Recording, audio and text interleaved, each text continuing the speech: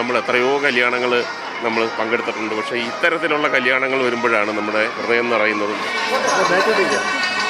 നന്ദുജിക്കും സജിത്തിനും ഇത് പുതുജീവിതമാണ്. ആരോരും ആശ്രയമില്ലാത്ത പെൺകുട്ടിയെ വിവാഹം കഴിക്കണമെന്നത് സജിത്തിന്റെ ആഗ്രഹമായിരുന്നു. കൊല്ലം മഹിളാ മന്ദിരത്തിൽ വെച്ച് നന്ദുജിയെ കണ്ടുമുട്ടി. അവളാണ് തന്റെ ഭാവി പാതിയെന്ന് സജിത്ത് മനസ്സിൽ ഉറപ്പിച്ചു. ഇരുവരും അങ്ങനെ വിവാഹവേദിയിലേക്ക്.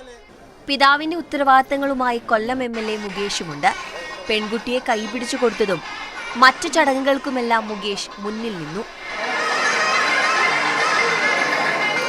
ഇത്തരത്തിലുള്ള കല്യാണങ്ങൾ വരുമ്പോഴാണ് നമ്മുടെ ഹൃദയം നിറയുന്നതും സന്തോഷം വരുന്നതും. കാര്യം ആ കുട്ടി അവർ രണ്ടുപേരുടെയും ജീവിതത്തിൽ സംബന്ധിച്ചിടത്തോളം ഇങ്ങനെ ഒരു മുഹൂർത്തം പെട്ടെന്ന് ഇങ്ങനെ വരുമെന്നൊന്നും പ്രതീക്ഷിക്കുന്നതല്ല, വന്നു ചേരുന്നതാണ്. ഇത്തരത്തിൽ പല കല്യാണങ്ങളും അതിനുശേഷവും നമ്മൾ ഫോളോ അപ്പ് ചെയ്യുന്നുണ്ട്. വളരെ ഹാപ്പി ആയിട്ടാണ് ഇവരൊക്കെ ജീവിക്കുന്നതെന്ന് അറിയുന്നതിലും വളരെ സന്തോഷം. മഹിളാ മന്ദിരത്തിലെ ജീവനക്കാർ വിവാഹ വസ്ത്രം അടക്കമുള്ള സമ്മാനങ്ങളും നന്ദുജിക്ക് നൽകി. സ്വന്തം മകളെപ്പോലെ അവളെ യാത്രയാക്കി. വിഭവസമർത്ഥമായ സദ്യയും വിവാഹത്തിനായി ഒരുക്കിയിരുന്നു.